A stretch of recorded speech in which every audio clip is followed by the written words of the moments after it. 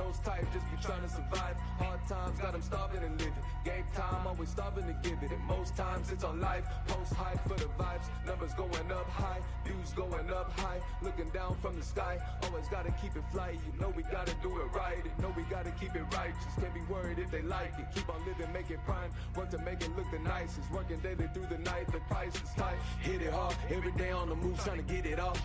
Ay. Hit it hard. They might think that I'm rude when they hear me talk. Ay. Hit it hard. Hit them all with a droop, then I grit it off. Ay. Hit it hard. Gotta stick and keep moving to get it all. Ay. Hit it hard. Every play in the groove trying to get the ball. Ay. Hit it hard. I won't say, but this move got me real off. Ay. Hit it hard. I mean, off the charts, know I'm the biggest boss. Hit it hard. Gotta live and stay true or you miss it all. Good evening, everybody. This is your boy Dcot coming to you with the stage with another brand of Cot's Corner. We're here to do some big things today. We're going to talk hoops. We're talking Final Four. We're talking Sweet 16. We're going to talk about coaches leaving, coming, getting fired, all those things. But I want to share a little bit right now because Cot's Corner is not by itself today. Your boy Cot's got a little bit of a guest with him today. Some of y'all may be familiar with the name when I pop it up. We're going to have a little bit of fun today. I got a feeling we're going to have a lot of fun today. So I want to welcome my boy to the stage. My boy, Corey Wheeler, coming to the house. Welcome to the show, my man. Thank you, sir. Thank you, sir. I'm very appreciative of me being able to get my feet wet, you know what I'm saying, on Cot's Corner, you know what I'm saying. I'm make sure, you know what I'm saying, it's like do it that bad style on the stoop. No, I'm just playing. As we do, man. Hey. I'm glad you're on with me, man. You've been one of the loyal followers with us for a while now. Every show we have, you're on there. You're chiming in. People are chiming in. I remember the first time you chimed in, I didn't recognize your email address. I was like, well, I think that's my boy Corey, but I'm not sure. The YouTube tag, Motion Pimp Shirt. You know, that's me. Yes, sir, indeed. So as we get going on this, man, I want to go ahead and dive right in, right? You and I have been chatting up about, you know, our top players in college basketball. We've been talking lottery and all those things. So I want to start off with talking about those NBA teams that are in the lottery. Then I want to hit on, let's talk about those players who may be drafted in that top 14. We're not going to talk the full first round. Well, we want to talk about that's the money spot, right? That top 14. So I want to get on that. I want to hit a little bit of that with us. And then let's talk about those players and how we think they can impact maybe some of their upcoming teams and how they've impacted their college teams as well. I'm with it. So with that said, my boys in the number one spot right now, the Indiana Pacers. Lord, please, Lord, please. Hey, you know, I ain't gonna be Reggie with the bias. You know, I'm Knicks all day or whatever. But as far as with that, like y'all had some injuries and obviously Holly, you know what I'm saying, that happened or whatever. And then like Pascal been in and out of the lineup. You know, I asked you about Obi or whatever. Obi, although he don't start, he's a big piece for y'all coming off the bench. So y'all lineup has been pretty tricky or whatever. Although Silver kind of got y'all a little slap on the wrist. That was some BS, but nah. Y'all gonna be all right, man. And I don't think that y'all gonna be like consistently there. This might be like one of those San Antonio years for y'all, like when San Antonio was down or whatever, but they came up big with Tim Duncan.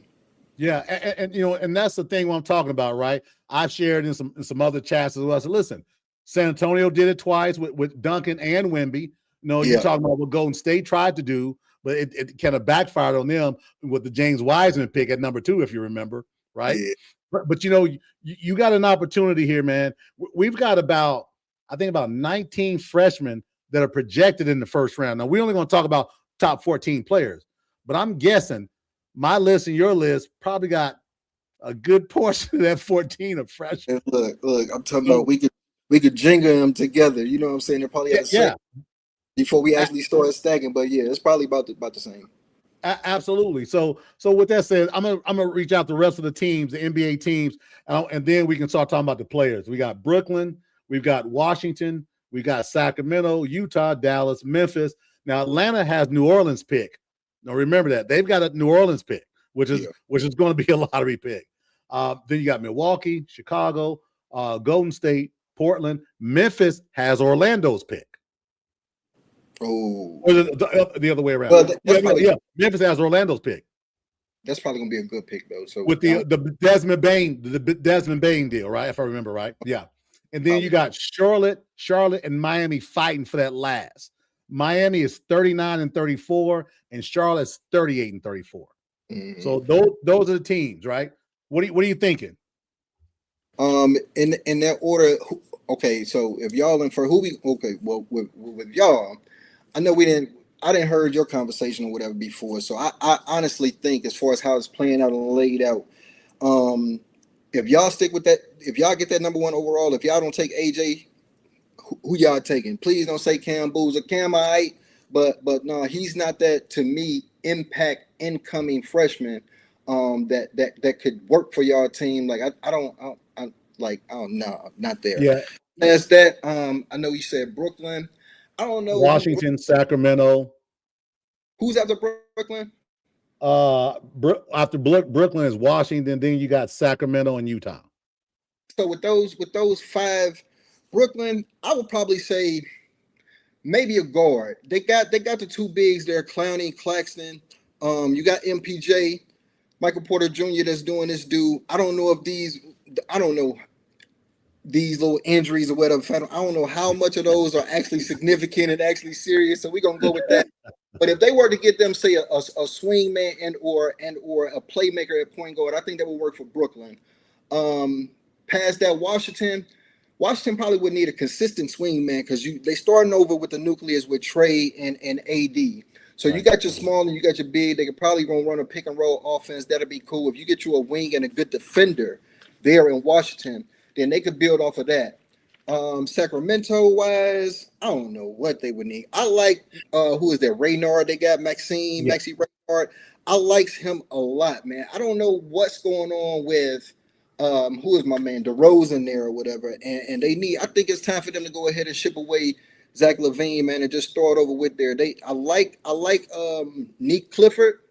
Nick Clifford came out of Colorado State. I like him being there or whatever. He's been a little gimpy, and Russ is cool. But I just don't know if it's time for Russ to just either hang it up and or just, I don't know. He's bouncing around. He's consistent as far as with his numbers and he getting in and low key been up there as far as assist or whatever with the team. So Sacramento, they could probably just need whatever impact player will be right there or whatever. And I know it's kind of integrating what we're talking about going into player wise that might be a good fit for them. Let's just say if that Cam Boozer is there at 5. Which I'm not sure if he'll last to 5. If him or I'm looking at maybe a Kingston Flemings.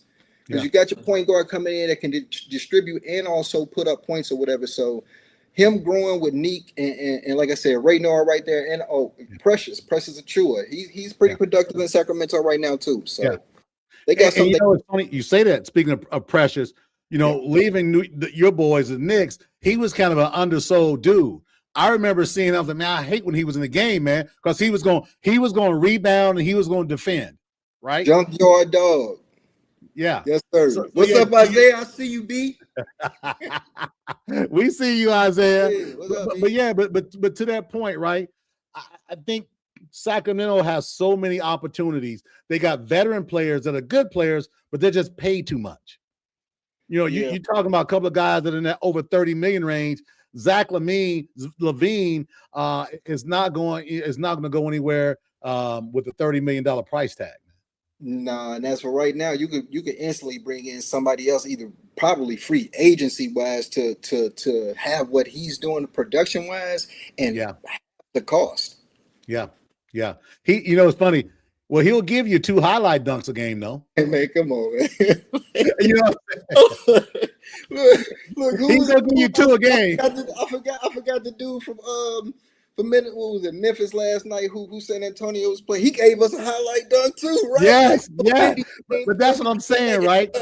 Yeah. So it's just so much. No, I'm sorry. Go ahead.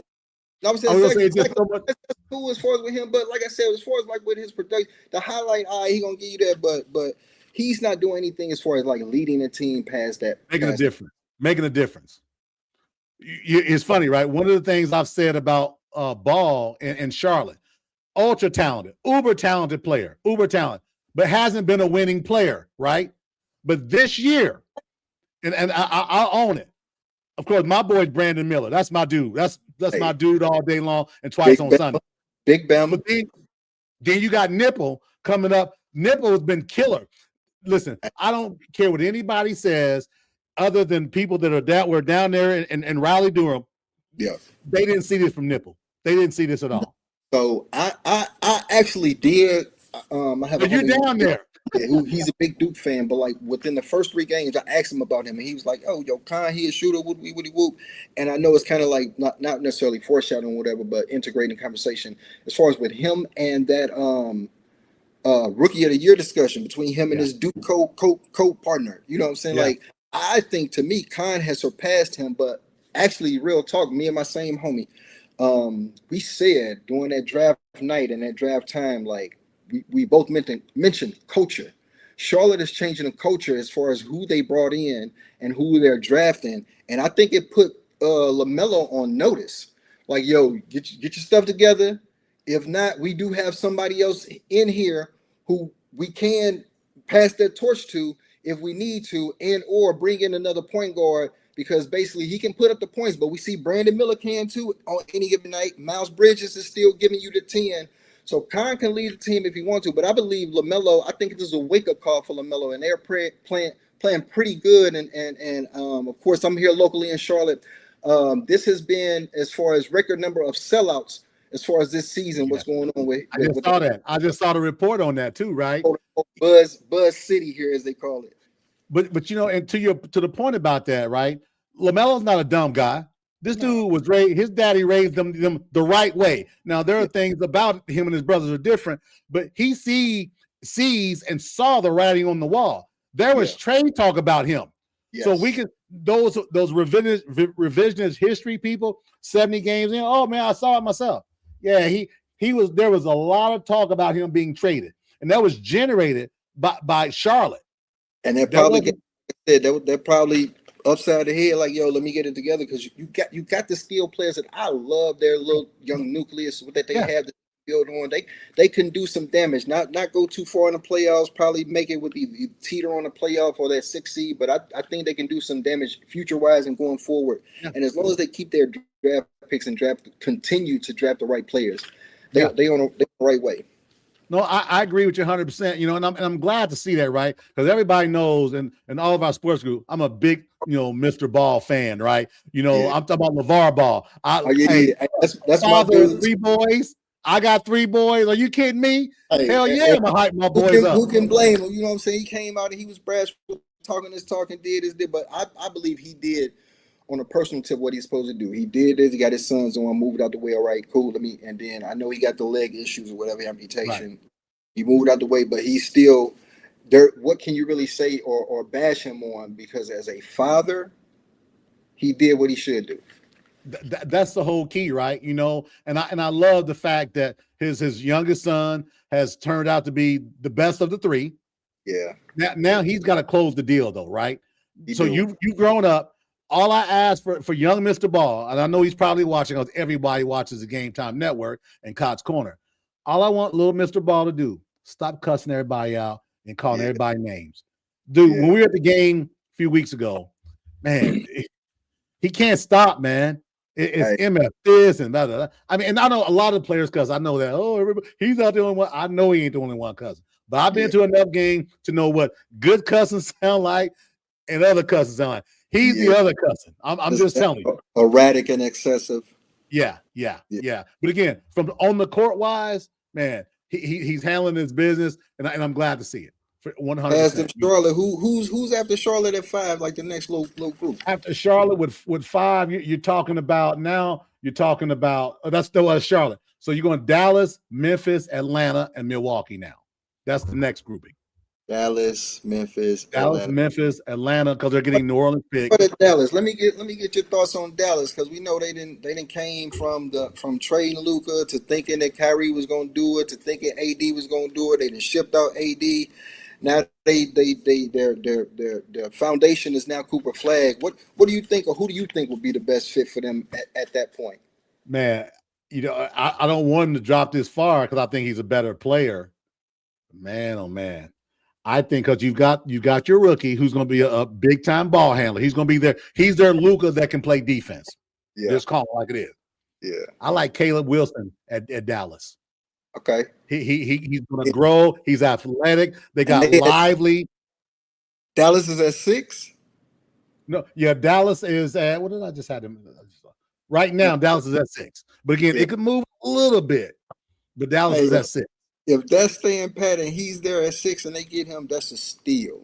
Yeah. Because they can play off each other. He don't need the ball in his hand as far as producing offense. And I know you local or whatever there. Like, I don't know what the situation is going to be with Kyrie. I love young Nembhard in Dallas, man. You're the second person that listen. I don't want to hear that shit on this show. I don't want to hear the bloodline though, man. As far as him and his brother come out of Gonzaga, man, both of them as far as what they could do and distributing wise, because he's one of those don't care about scoring, although he can give you 5 to 10 a night or whatever. But he looks just like his brother. He looks just like him. Exactly. So that little nucleus there again. I don't know what's gonna happen with Kyrie if Kyrie coming back or whatnot, but if they've started him a couple of times this season or whatever. So Caleb Wilson or whatever with him. Yeah, and Flag there. Yeah, I don't know what Kyrie's got 2-3 years left, that because he's stayed in great shape. He's a guy that doesn't need a lot, right? So I'm not saying he's going to be as explosive as he was. No, he doesn't have to be because he's such a good finisher around the rim and he's such a smart player, right? And he probably could have back this season, but that's cool as far as them shutting them down because they're not in no big contention anyway. Yeah. So that's cool. The reason I speak so about Nembhard, I want him to come to Indiana. I want to come play with his brother. Yo, bro. No, then you're gonna have to kick TJ, and I'll take TJ. Listen, man, TJ going into year 10. I'm okay with that. I'll be listen. This is me, the Pacer guy. If Dallas said, "Hey, give us TJ, and you can have Nembhard." Hey, before you finish your last word, bring him on. Go on in 60 seconds. Pew! Look. Before who's this? Shams? Before Shams can report it. Like, okay, no problem, man. I promise you, man. I promise you. So with that said, we got Memphis. Memphis is tough, right? Because they're in turmoil because their best player, Ja, is out for the rest of the season. And who knows what the heck is going on, man. I think Ja's past due. They should have tried to ship him out this season before the trade. They didn't. Nobody. Yeah, and they lowered the price. You know what I'm saying? Right. So it's like, oh man, we don't even want you here. So yeah, I don't know who, if anything, somebody can probably try to move him or take him in the summer or whatever. But I have been saying all this season, like when it first started with him bumping heads with the head coach, they need to go ahead and wash their hands. Everybody needs a fresh start or whatever. So if they could in that position, if they're able to and get something brewing on a trade wise, guard wise, let's talk about your guy. What about Mikael Brown Jr. right there, then, man? You know what? Here's my problem with that. He's a freshman going to Memphis with a guy who's bigger than the city right now, and Ja. If Mikael Brown is going to go to Memphis down the street here, I say Ja can't be there. And that's what I'm saying. If they're able to ship Ja, okay, cool. Because you do have who's that? Pat Spencer out there playing point guard, pretty good. I know they got Jalen Wells, Coward, Sid. So they got a little. You know what I'm saying? Some players they can produce and move with too. But I think Ja has to be gone to bring him in because he can be that other scorer along with them and grow with if they're trying to revamp him and make a new or go in a new wave, Ja has to be gone. But I believe that he could be a good fit for them at that position. Let me tell you this. Memphis has 2 lottery picks. They've got Orlando's picking theirs. If there's going to be a trade, Corey, this is the team. So if there's going to be some form of a trade, you got 2 lottery picks. Right now they're projected at 7 and 13. Now that could move. This is the lottery. It could be 4 and 5, depending on because May 10th is the day. So we're gonna have a live show on May 10th, a lottery show. We're going the ping pong balls. Right. Memphis has a chance of getting right real quick. They do because with that job contract, up in smoke. You got 2 lottery picks, and you talking about what they can bring back in veteran help, and maybe you just trade one of them. Yeah. If it was to go like that and they keep them, then in that instance, and if they're able to move Ja before that, I would say a big. Yeah. Go a big there. Because help Edie out. Do you help Edie out? Do you trade him? What do you do with Edie?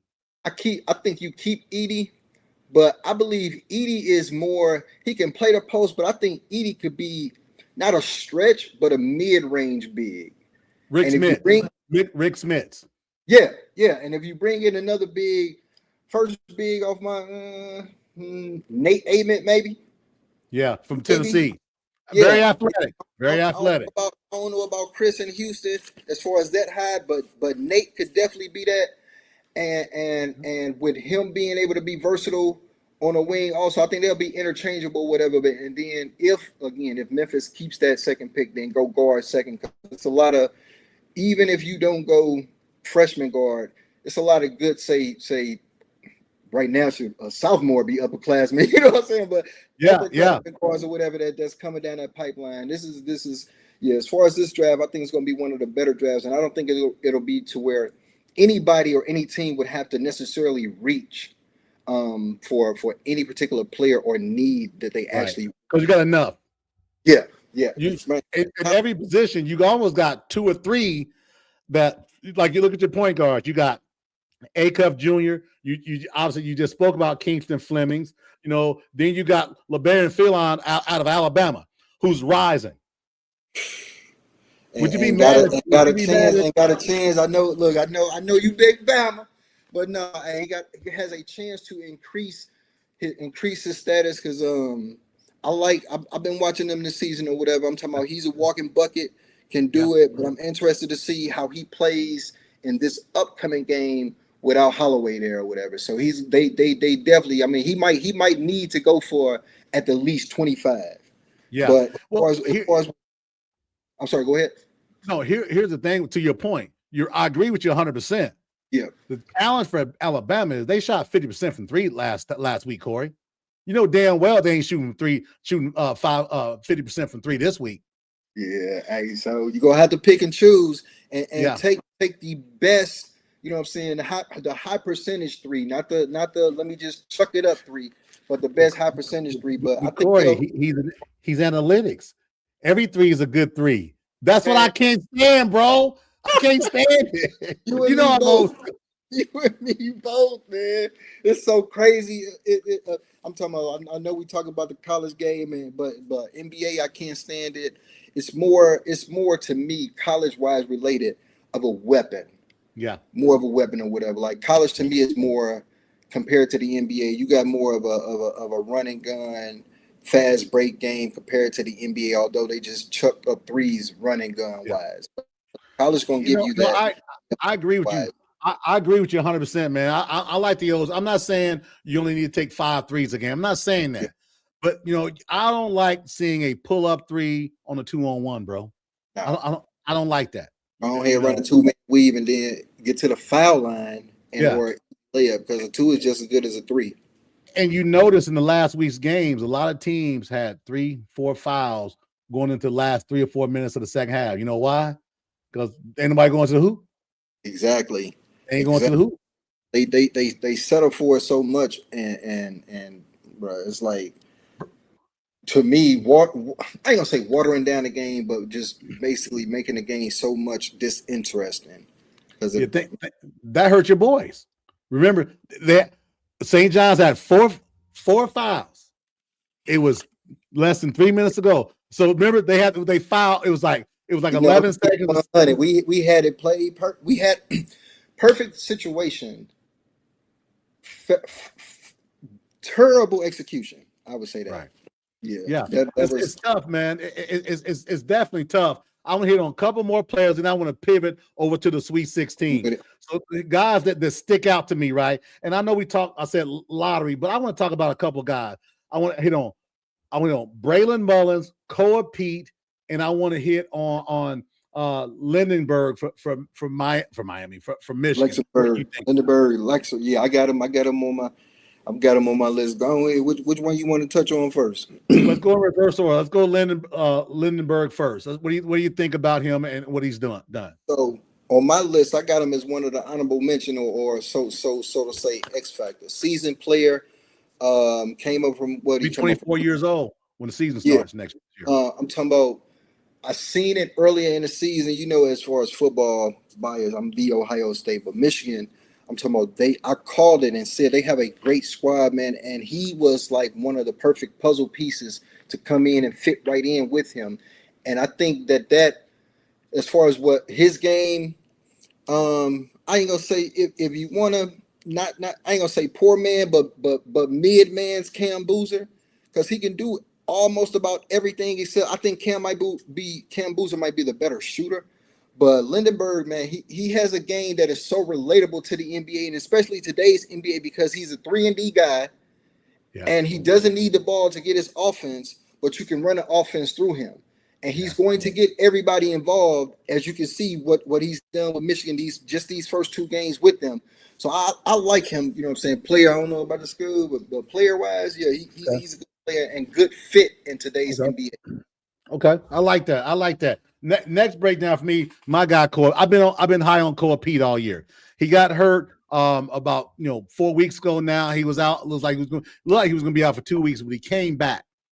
He's fit into the scheme because Arizona's got about 6 pros that are going to be coming out of that team. What do you think about Cole Pete? I call him a poor man's. I don't want to say it, but Charles Barkley. No, I would say that's a cool fit because he's kind of like the undersized 4 to 3, more so of a 4. When he was coming out, I don't know if you remember the recruiting wise, he was one of the last ones to declare where he was going. And I was so he was waiting to see. He was waiting to see. Yeah, and that's smart. You know what I'm saying? Like McDonald's All-American, all that or whatever. Like I seen him coming up and some of his high school highlights or whatever. Great player. With him, I think that he still has some untapped potential that he can reach. I think he's still raw. And as crazy as that sound, I think he's still there and still got some potential to be untapped and perfect fit as far as like Lindenberg transferred to Michigan, perfect fit with this Arizona team because again, you know what he can do offensively wise, but with your guard play, that stud guard play they got there, he don't need to be the man, but he can be the man. And the bigs that they got, it's like he's like that one. Although all of them are good players, he's like that diamond in the rough to where, all right, cool. He can take over whenever he need to and or get everybody else involved. And he can give you almost a quiet double-double or an almost quiet triple-double on any given night, man. I love that dude, man. Solid, good dude, good kid, man. Cole P, he's definitely he's definitely going to be top. I think he's probably going to be top 8. Okay, I can see it. They got him listed just outside of the lottery, but this is an NBA board. We didn't talk to 30 GMs, right? Yeah. And I've seen this dude play, man, a lot this year. His game looks like an NBA game. It's so smooth, man, and again, it's not like his game is not the rah game, but you will look at him, you'll be like, he got this. Okay, dude, he's averaging 18 and 7, and it don't feel like it. That's next to Burries and Bradley. Yeah. And then I want to hit on a hometown kid. That's Braylon Mullins in Connecticut, right? In UConn. Left Purdue, left Indiana, went to Connecticut. And they said, oh, you're not going to play at UConn. They're not going to play you. This dude's killing, man. He's been outshining some of those other high-profile seniors or whatever. You know what I'm saying? So I like definitely great shooting ability, can stretch it, and might be one of those steals of the draft when coming out. Anybody that can shoot, of course, can plug in or whatever. I don't know too much on the defensive side, but we ain't worried about that in today's NBA where they don't even know about defense. No way. Right. You can't touch him anyway. Come on, man. So I think he'll be able to get his off on any level in the NBA, and it'll be nice to see as far as where he go. Okay, but I'm not going to pivot until I give you the opportunity to talk about your boy, Rock Talk Jayhawk, Darren Peterson. You've seen what I've said about him on every show. I'm gonna give you an opportunity because listen, you're a real Kansas fan, and the good thing about it is you're gonna tell the truth. You ain't gonna just tell your feelings. So starting off, man, I don't know how much you know about it or whatever. He's an Adidas guy. Came out of Adidas camp from when he was doing a high school circuit or whatever, AAU circuit or whatever. Chose an Adidas school, of course, Rock Chalk Jayhawk, Kansas. Great talent. I don't think that there's nothing to question there. I think it's more mental and what do you actually want and what do you actually want to achieve and be perceived as with him. And it's bad to say, but it seems like he don't care. But I hope he gets it together between now and this process, being that we've been eliminated and coming up on this pre-draft process or whatever, because that's what, for his talent and him not to have too many questions like that, like off the field. Yeah. For the questions that we do have for you, that's too many for your talent. You're considered a top 3 at the worst pick. I hate it for Bill Self because it seems like Self is kind of like soaked into the feed to him, babyfy him, pacify him. Yeah.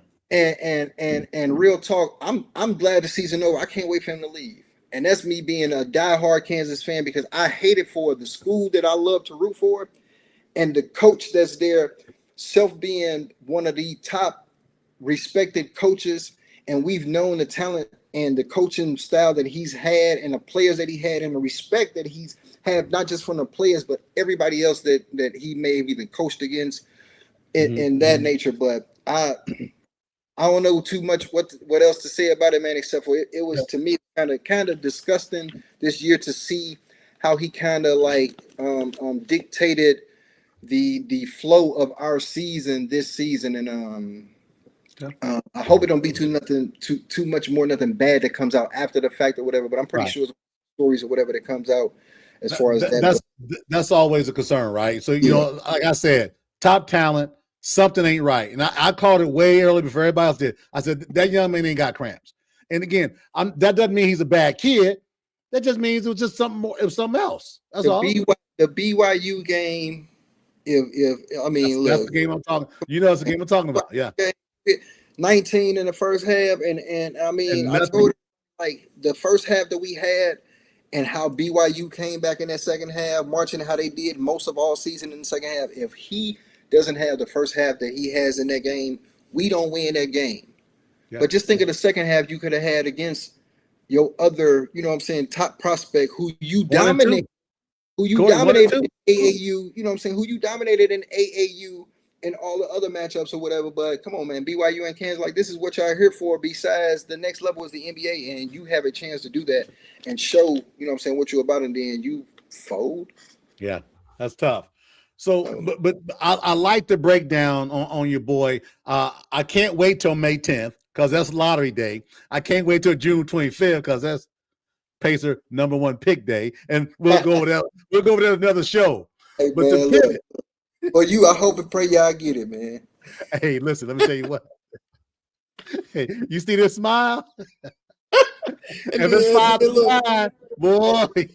I'm going I'll be in the building. I'll be in the building that first Knicks at Pacers game. Like, man, he better be good. So as we pivot. So what I'm gonna do, I'm gonna talk about the games that are scheduled tonight. I want your winner and why. Okay, so I'm gonna go and go. I'm gonna go in order here. Let's go early on. Let's go Texas, Purdue.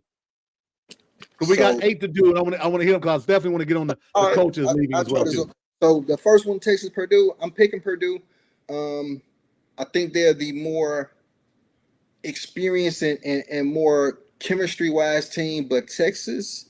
I know they're not a Cinderella, but if they had to be a minor Cinderella, they would be it. I'm not going to talk about. We're going to get to the next game, but Texas, their size, man, can give them problems and or even the playing field because I know Indiana had not India. I'm sorry, Purdue. Think about it. Purdue. Don't mix that, man. Please don't mix. Who is it? Kaufman Wren and Oscar Clough or whatever. They got those bigs that can also, you know what I'm saying, move some bodies or be big bodies or whatever, and they dominate the boards. Yeah. It might come down to guard play, and I give that advantage to Braden and Floyer for Lawyer or whatever. Floyer. In this case, you're exactly right. My only problem with the Purdue backcourt all season long has been on the defensive end.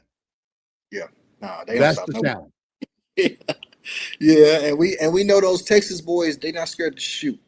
That's And the thing. If they get hot, yeah, I was just going to say, and if they catch fire, then Purdue gonna have some on their hands. So definitely. then they'll have to buckle up. You know what I'm saying, and play somewhat defense.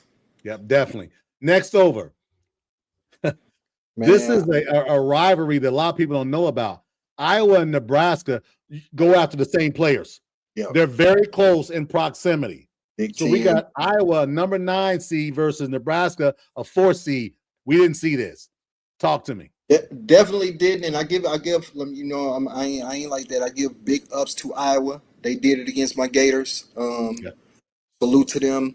The transfer Bennett Sturts, he's going to be on this game. So Nebraska's going to have to, and I think it'll be a dog fight, maybe like mid 60s scoring, low 70s if that. I know Nebraska has, who is that, Mask? I think he's their big. They can shoot though. Yeah, yes, bruh. So I think it'll be. I pick Nebraska in this one or whatever, because I don't think that if they lock up Bennett Sturts, if Nebraska lock up Bennett Sturts, I don't think that they have that secondary score that can lead them to a victory. So I'm pulling for Nebraska. Yeah. Nebraska's got more dogs. Definitely. Got you. Makes sense. Here's the big one. And listen, let me tell you something. I got a 30-second drive to work tomorrow morning. My blankety blank butt gonna be up all night for this. Hey, get your Mr. Dcot Jr. against lockdown. I can't remember his name for Arizona. The senior guard for Arizona. Jaden Bradley. Brett. Man, if his fingers okay, or is it thumb? If his thumb is okay, I think it was his thumb. This gonna be fun to see. Hey, so let me get this. Think? First, Acuff, I call him, salute to him on his Reebok deal. I think that was so fitting as far as the comparison with him, Allen Iverson. I call him Stefan Iverson, Allen Marbury. Man, look, so stop. For real? That's what I call him. Real talk. Dude, because that's all I've been saying. He's Marbury. He's a little bigger, and on top of that, he can get to the cup and finish. So what's crazy is, I think he's probably the most electric player left in the tournament. I'm definitely look forward to this game. I'm gonna be watching from the first tip off to the last second, and I hope it go into overtime. You know what I'm saying? Like, I want a double overtime. But, he's definitely going to need his supporting cast. Yeah. Billy Richmond, stud player who I don't think people give enough credit to, man. Like, I love that dude. You already know about Malik. If Malik Thomas come in and do his due, they can definitely knock off Arizona, but I picked Arizona. You know what I'm saying? Like, I'm picking Arizona as well. Billy Richmond. Go ahead. Let me tie this in for you. Billy Richmond, Stacey Augmon. Man, what do you think? I see that. I'm talking about. A lot of youngsters don't know that, right? Think about that. Can do it all. Can take over whenever. And again, like the offense, a lefty. Be looking so sweet, bro. I'm bro. Like, yeah, lefties, they be looking nice when they shoot that mug, but it's gonna come down to, I think, as far if of course I got Arizona. If Arkansas wants to win, supporting cast, and I believe boxing out and rebounding, because of course we talked about Core Pete, Berries, Bradley. They're crashing the boards. They got some trees. Zona has some trees. And they dunk. They don't lay it up. They dunk when they finish. 4K Creevis 7-2. Bro, so Arkansas rebounds well too. So I think talent-wise, possibly you could say almost evenly matched up. But overall team, I give it to Arizona. But man, this is probably the best one of the to me. It'll be fun to see for sure. Last one of the night. This is another good one. Nightcap. Illinois and Houston. So I was hearing about, as far as like they were saying, as far as Houston like to get to the free throw line, all that or whatever. We already know one, big ups to Houston. I know, you know what I'm saying. We knocked them off last year in the final, but them boys, we already know who they coach is and what he known for doing and what he can do. They're gonna have a problem on their hands tonight, though. Illinois is a very good disciplined team, and all of them can shoot, and they play inside and outside as well as anybody remaining in the tournament. And so if Houston don't lock down like they should and stay out of foul trouble, I think that's gonna be the big thing for Houston, staying out of foul trouble, because Illinois, they don't foul that much. So Houston looking for free throws and getting to the line or whatever like that, they're gonna have to hit buckets. But I believe if they're not able to keep Illinois off of the boards and make shots and not like fat, I'm talking about they're gonna have to make jumpers or whatever. I believe Houston is to win this game or whatever. But I think this one's gonna be a dogfight and probably a low scoring game too. I'm gonna tell you this. Watch for this. They're gonna attack Wagler as best as they can. They're gonna try to bully him. He's a light-skinned freshman. Let's call it like it is. They're gonna try to bully him.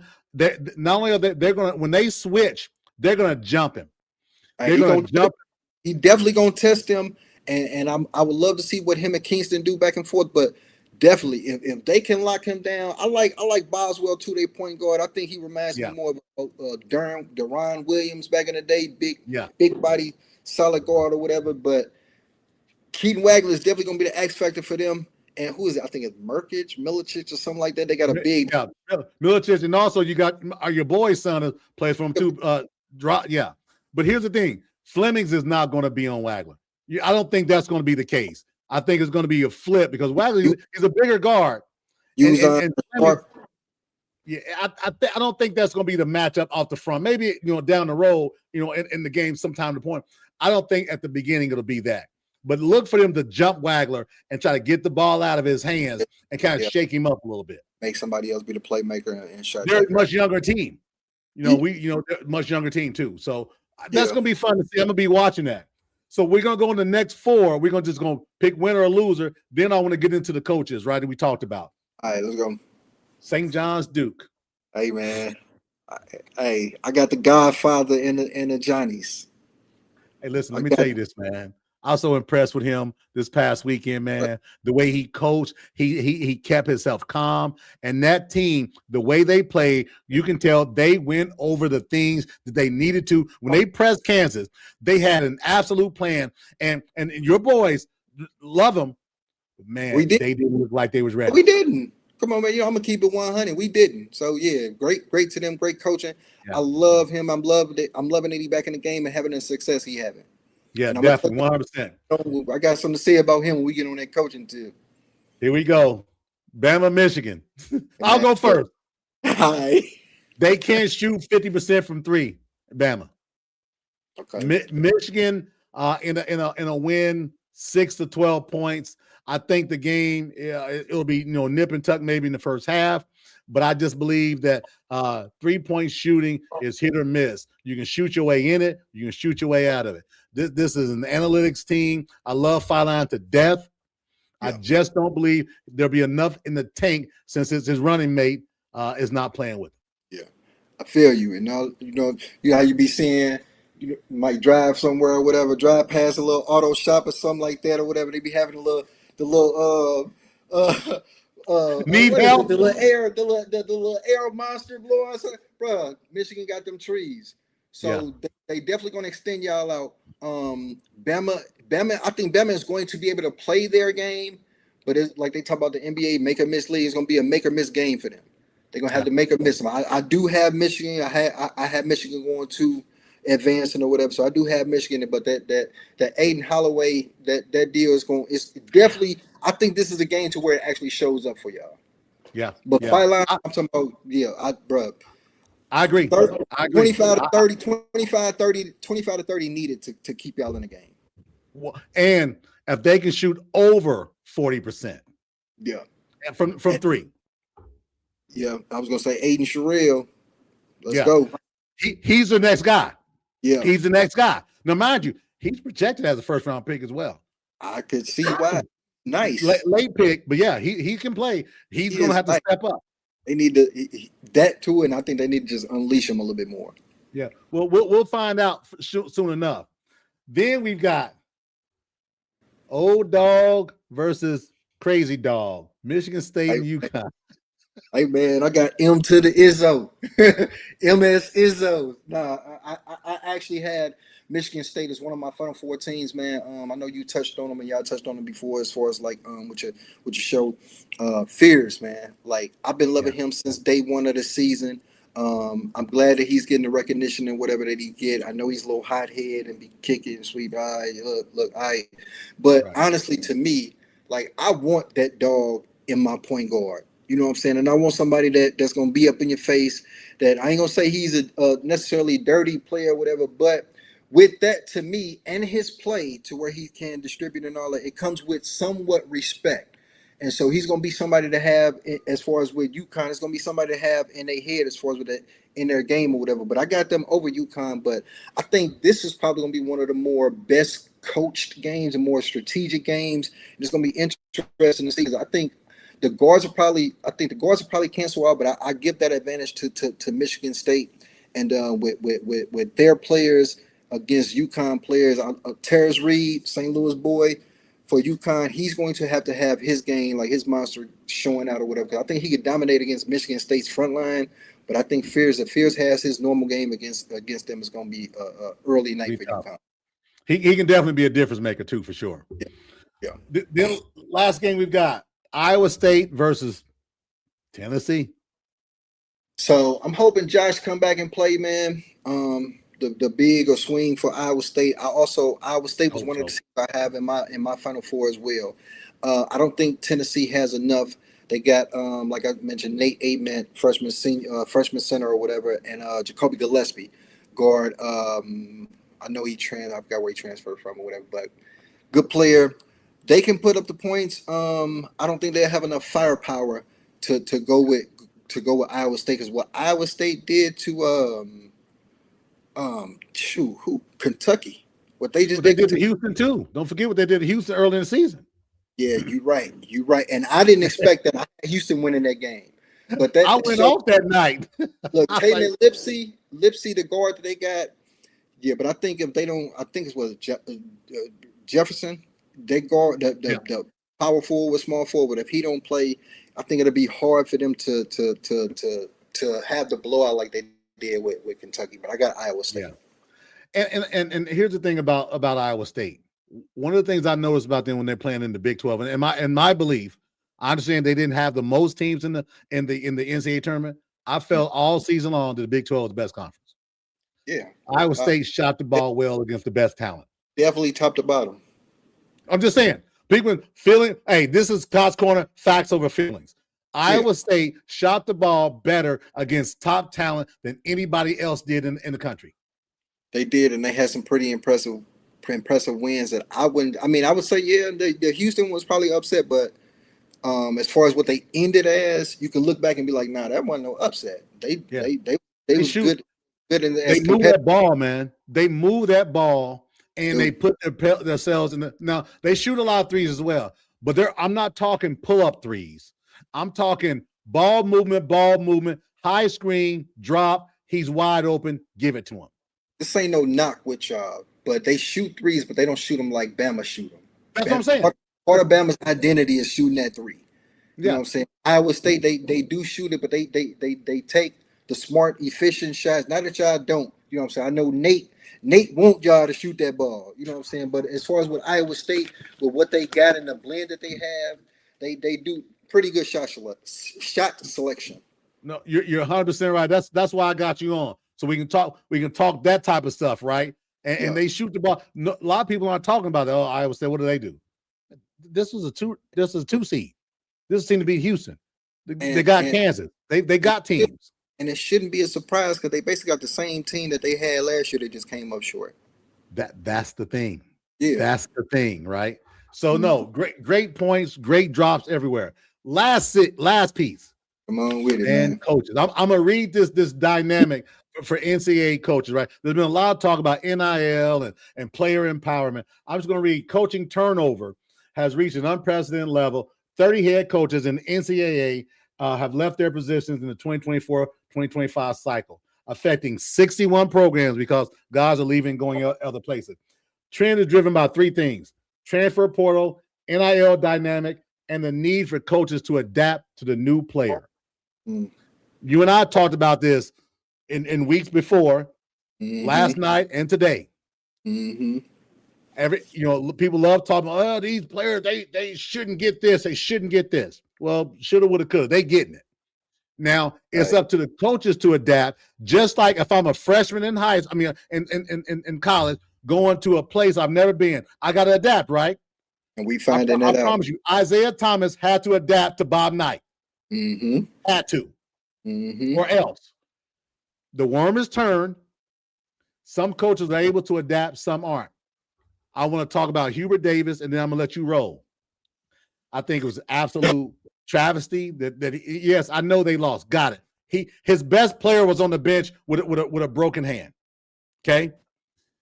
Hubert Davis is a North Carolina icon, very, very well respected. Indeed. Try to do things the right way. I'm not there, so maybe there's some internal things that were going on. But when him losing his job just sends a message to every coach in the Sweet 16 that was in the Final 32. If it don't get right, you ain't going to be here. So my thought is I hope him the best. He's a Carolina legend. I think he'll land on his feet, but I want to get your take on Hubert Davis and the state of the NCAA with regard to coaching. So as far as with the Hubert deal, and then we'll probably, I don't know if everything has came out as far as with that or whatever. First and foremost, for him to be Carolina's son or one of them, I don't like the dealings of it and how they did them. First, it was like, from what I've been hearing, and more so locally, they tried to kind of like have him step away, and he wasn't going for that because he wanted to stay and coach. Actually, as the reports or whatever have been coming out, he wanted to stay, and a lot of his players wanted him to stay. Alumni and all that, I'm not here for what they wanted or whatever, but the handling of it, it's sad. I can kind of understand as far as, like you said, get with today's program or whatever. People going to talk about recruiting and all that, his style as player, whatever. Well, one, like you said, Caleb Wilson was hurt and hindered for the second stretch, the second half of the season, whatever. So he could have had a little bit more grace, so to say, given the situation. I hate it because, yes, whoever they finna go pull, it's going to be the domino effect to some other program and some other program. We talked about, So the numbers that you mentioned, it's only going to increase because I've been hearing Nate. I've been hearing Golden from Florida. All my Bama groups, bro. Nate. So those coaches are going. You're going to have to get somebody to replace them, which is not going to be a low key name. It's going to be a household name as well. Right. Spinning full circle as far as with all that and adapting and all of that. Young or middle age or old, it can be done, but I think Huber got a raw deal, and I say it can be done because, like we were talking about, as I call him, the Godfather. Yeah. Look what he's done with way less talent than probably half of the blue blood programs out there, and look what he's done consecutive years, adapting. Coaching matters. So it does matter, but say it again, please. Coaching definitely matters. Like, you need that. And I mean, you can try to makeshift a team and all that or whatever, but if you makeshift that team, but that coaching is not there and that chemistry is not there, it's not gonna work. So again, I think Hubert got dealt a raw deal. It's gonna be interesting to see who they bring in. One thing on that, I don't know if you listen to First Take and all that, cool, so be it. Before Stephen A. made the point about it a day or two after, I did mention and thought to myself, I would love to see Kenny Smith go coach UNC. If he wants it or whatever, I would love to see him go coach UNC. If not, I'm not sure as far as name-wise. I know we're not going to get into the name coaching and who should and whatever, but the state of the coaching, and it's not, of course, it's not just basketball. It's college football as well. You know what I'm saying? So it affects a lot, and it's crazy that it kicked off with football. But as you go into the season, whatever, you see how much broader that it is to each relatable program as the season goes on. So it's even terrible and becoming more.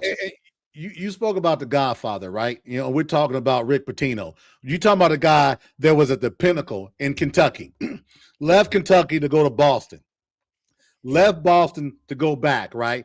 Had some challenges at Louisville. Don't want to talk about because this ain't Young and Restless. We don't do Got that on this show. them to the national championship game, though. Right. Drops down to Iona. Remember, Iona, not Iowa, Iona. Coach there, balled out.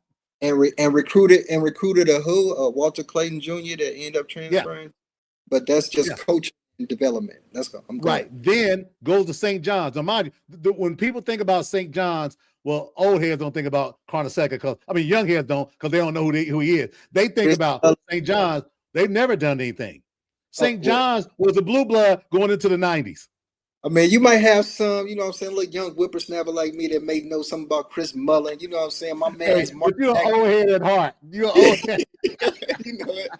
But yeah, man, I'm talking about those days. Yeah, as far as that time, I'm just going to, as far as like the Chris Mullen, recent wise, Chris Mullen, Mark Jackson, maybe Felipe. I don't know if you want Felipe Lopez.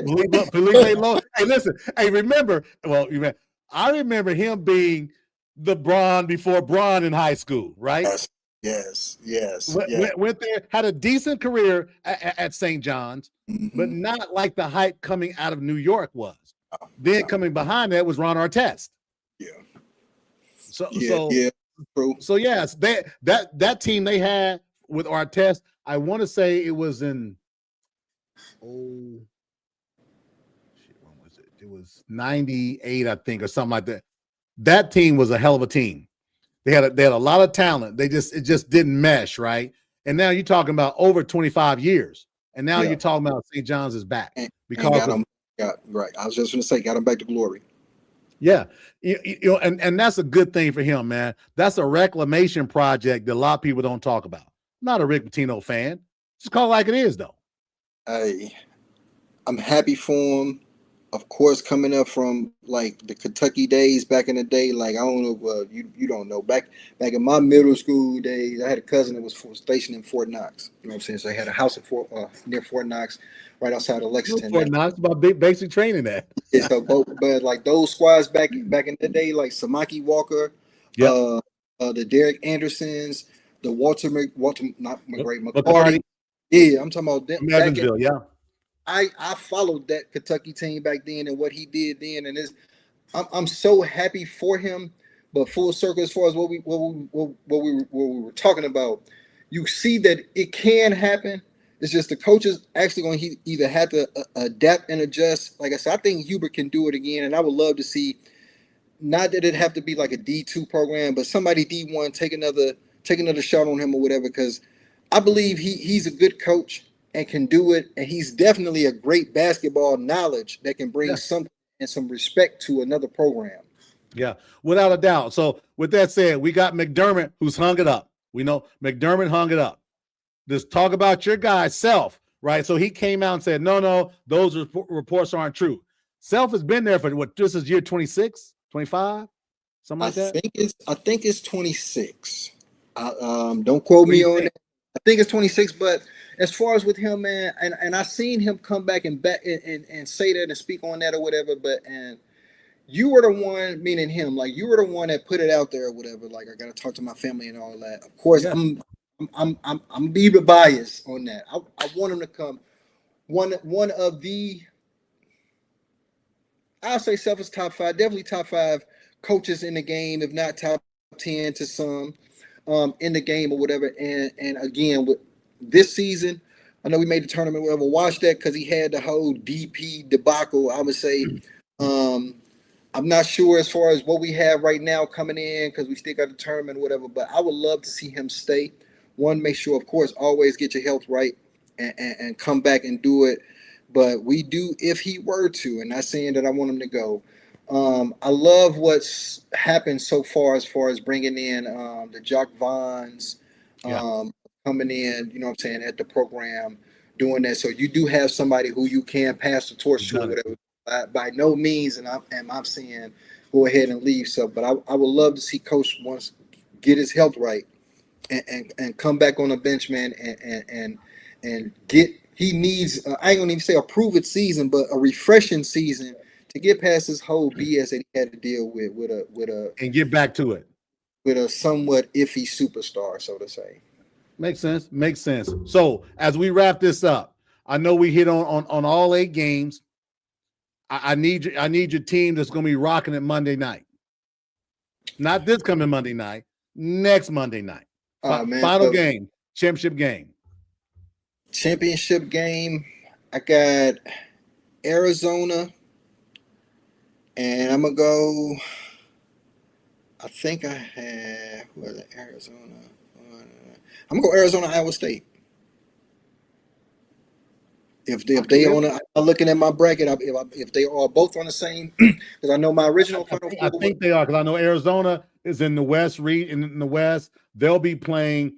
I think the East team, if they get through, obviously, and Iowa State is on the other side of the bracket, which would be that. I think that's what I'm looking at here. So if that's the case, you're right. You know, that would not be the marquee that everybody wants. You know, people probably want Duke versus Michigan or something like that. But I could live with Arizona and Iowa State, because that'd be a hell of a game, man. I could live with that. I'm not looking at my bracket. My Final Four, I know I had my Gators. I had Florida in there. I had Arizona. I had Michigan State, and I had Iowa State. But I did have Arizona winning it all. So I definitely got Arizona winning it all. And I don't know who I had them facing or whatever, but bracket size, I could definitely see if it was either Iowa State or Michigan State. But one of those state teams against Arizona. And I got Arizona taking it all because balance-wise, as far as team, that senior leadership, experience, and those that sprinkle of those young guys and young players. I think Arizona from top to bottom, and even bench-wise, what they can do. I don't think it's going to be nobody that can stop them. Now, if St. John's squeak in, St. John's versus Arizona final would be nice. But I'm saying those either Iowa State and Arizona. I like that. I like that because they're on the opposite brackets, and that could potentially be the matchup. Okay. It could be Iowa State or Michigan on that side, along with UConn and Duke on that side. Those are from that side. Then the flip side is you're talking about Nebraska. Nebraska, Houston or Illinois. Then you got Arizona or Arkansas, and then Purdue and Texas. So you're on it, right? Here's the thing: what we know is, regardless of what happens, we're going to get to a treat. Hey. We're the winners in this, man. Exactly. So yeah, so man, listen, I want you to know, man, I appreciate you being on with me. I was gonna go solo, and I was like, man, I got to get to my boy, man, because you've been on it with me from day one. We in and if no problem, and you know what I'm saying. I done thought about this. I put a little thought into it. Whenever you need me, you know what I'm saying, like Dusty Baker would, baby. Hey. You know what I'm saying? Start of baseball season. That's my boy. Speaking of that, next show, we're gonna hit on baseball. Because we haven't hit on a lot of baseball, but there's a lot of talk about baseball. We're talking about potential lockout. We're talking salary cap. We're talking about what have the Dodgers, Mets, Yankees done to baseball. What are we doing here? Is it still the best union in the world? We'll find out if they get locked out, won't we? Hey, I hope. I mean, look, I grew up baseball town, first love. I hope not, but they're gonna have to do something or whatever. I think it's too much, and especially coming off this WBC, man. Like the game has a chance to take off.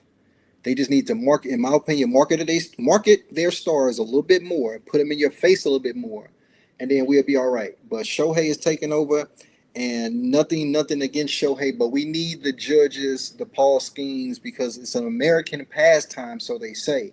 So we need those American stars to where a younger face and you know what I'm saying generation can be like, oh, okay, cool, that's him. But yeah, it's doable. And you're right. I want to talk about Skeens.